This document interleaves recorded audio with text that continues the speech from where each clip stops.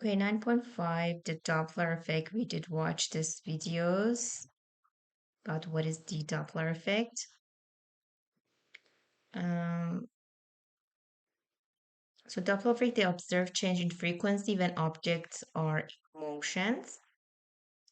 We consider two cases. Case one, a stationary source. Case two is moving source. When there is a stationary source, you don't see any change in frequency. But if the source is moving, of course, when it's getting closer to you, you will hear louder notes. When it's getting away from you, you're getting a lower lower pitch, right? So again, this would be a picture of that. Let's say this ambulance getting closer to a person. So the frequency getting higher, the wavelength getting a smaller, the distance between the maximum and maximum getting a smaller. The lambda or the wavelength getting a smaller means the frequency get higher. As you see in this picture, the frequency get higher and means it's you will hear a high pitch. When the ambulance getting away from you, this wavelength getting bigger, right? Means you have a smaller frequency. Smaller frequency means you hear a lower pitch. That's the Doppler effect.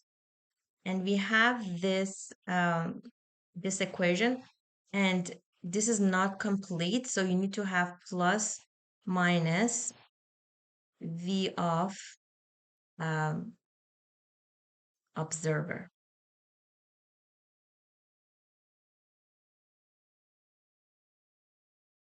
Okay.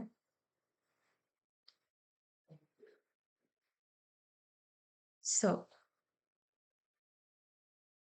F of observer is equal to V of sound, velocity of the sound, plus velocity of observer, plus minus velocity of the sound in denominator, plus minus velocity of the source. Multiply by F0. F0 is the frequency when there is no movement. It's a natural frequency. It's kind of when everything is stationary, you will hear this frequency. But when something is moving, the observer will hear different frequency, and that would be the formula to calculate that. Now, how do we determine if this is a plus or minus? Okay, I'm gonna go back to the original one and tell you.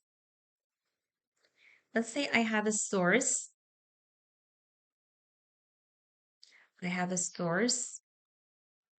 This is source of sound is moving toward observer. I'm standing here and I'm observer is moving toward me. Do you think the frequency, do you think I will hear a louder noise or louder pitch or um, higher pitch or lower pitch when the source is moving toward a person? Can anyone tell me? Higher pitch? Very good. It's higher pitch. So if this is higher pitch, means you're observing a higher frequency. Higher frequency. If the higher frequency is getting bigger, it means what happened to denominator? To make this one bigger, do you lower the denominator or do you make the denominator bigger for that to happen?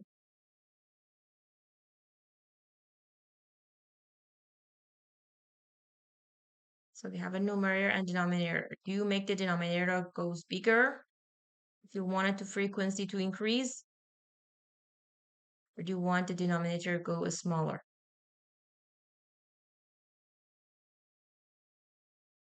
Anyone?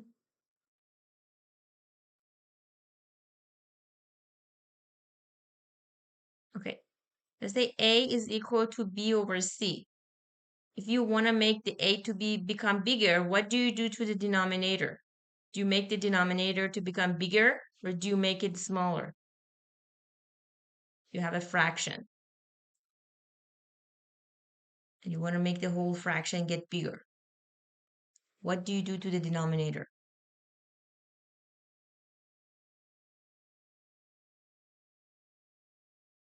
Anyone? If you want to whole things become bigger, You need to have a smaller denominator, right? You really need to have a smaller denominator. That's why if I want this one to become bigger, I need to make my denominator goes smaller. So to make it smaller, do you subtract or do you add?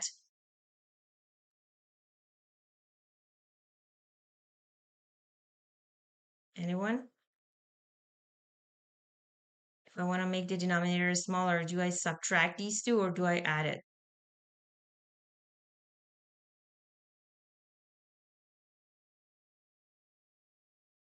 Of course, I subtract, right? Subtract make things smaller. Please participate. I want to see if you understand or not. If you don't understand, let me know. I can repeat this. All right? So this is the first things. We're going to just erase things here. Now, if now source is getting away, if the source is getting away, what happened to the frequency? Does the frequency, do we have a higher pitch or lower pitch observed by observer? This is source again. The sound source getting away, does the observer observe a higher pitch or lower pitch?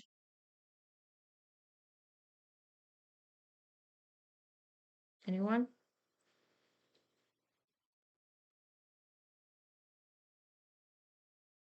So getting away from that means you will hear a lower pitch. So it means the lower frequency. Lower frequency means what do you do to denominator? If you want to make the frequency to go lower, you need to make the denominator goes larger. Goes larger means you have to add. Okay? That's the concept. And how do I find this is addition or subtraction is happening here? See again, the scenario one, we use negative in denominator when source is moving toward the observer. Toward the observer. When it's away from the observer, we would do addition here, okay? Now here is an example. I'm going to do that. The, the Batmobile is approaching Batgirl as a speed of 140. So to do this problem, you have to really make some picture for yourself.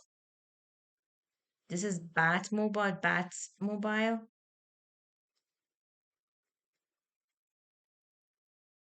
And let's say this is the Batgirl.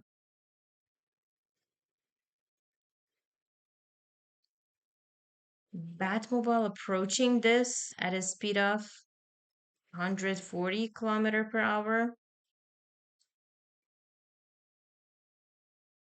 was sounding the horn. So this is going to be your source, right? Because this is sounding the horn. Calculate the apparent frequency of the horn heard by this. So it's going to be observer. If the horn has a frequency, so the frequency here is 500 hertz. Assume the speed of sound is 344. This is the speed of sound. Is 344 meter per second. So since this is velocity is 140 kilometer per hour, I need to convert this velocity to meter per second. 140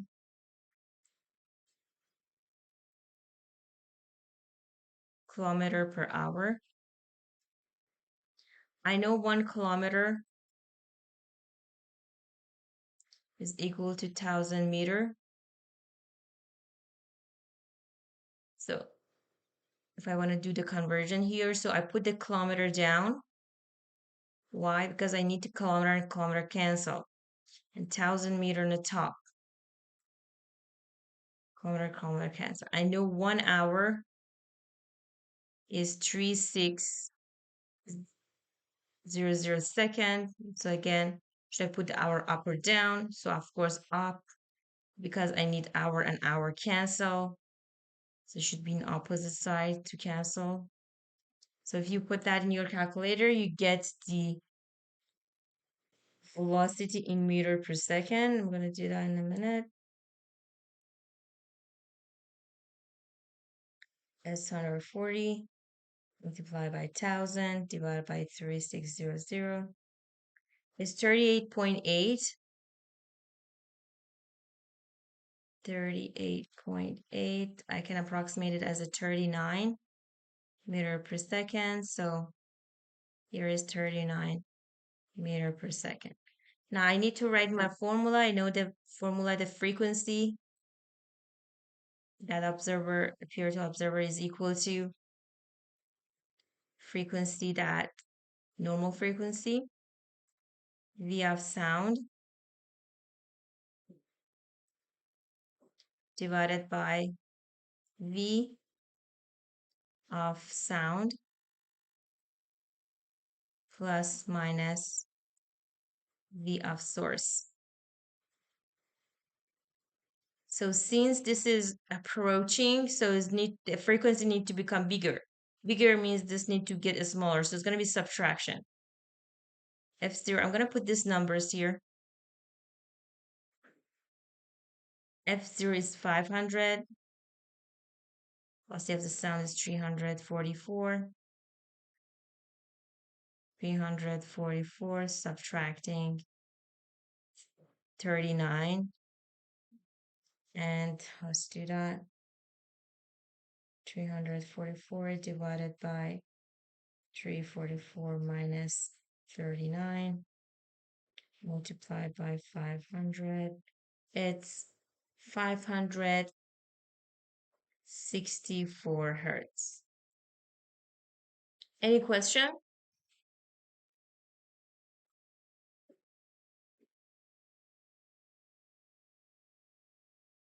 I can do another example, I guess. And that's it. The sound of the horn has a frequency of the 50. Calculate the apparent frequency heard by a robin if the Batmobile is traveling 140 away from the robin. So here now it is going away. So source moving away from the robin, which is observer. This is the robin. And this is Batmobile traveling away. So it's going to be velocity that is going to be 140 kilometer per hour. And speed of sound is again 344 meter per second. And the frequency, the natural frequency is 50 hertz. And I'm gonna convert 140 kilometer per hour. I need to convert to meter per second. So 1 hour is 3600 second. Here is 1 kilometer is 1000 meter. If we do that,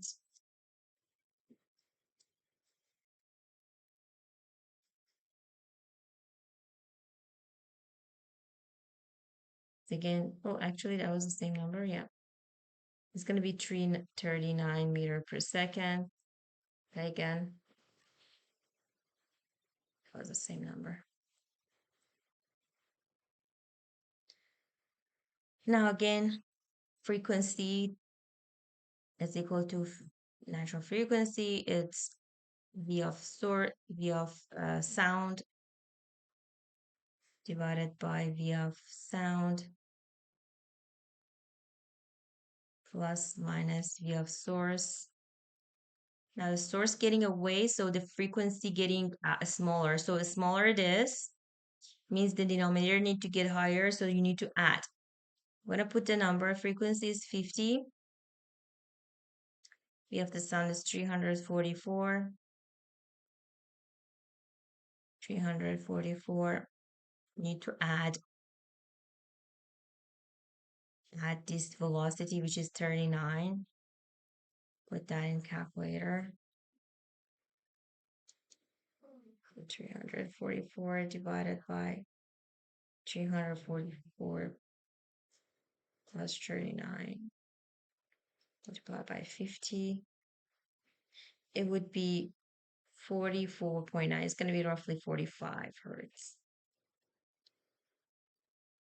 Makes sense. It should go down, right? From 50 to 54. The source going down. And here um, was 500. Now it's 564. It would go up, right? Frequency getting higher. Okay, that's it. So success criteria here is define how sound varies for moving objects, mathematically calculate the new observed frequency.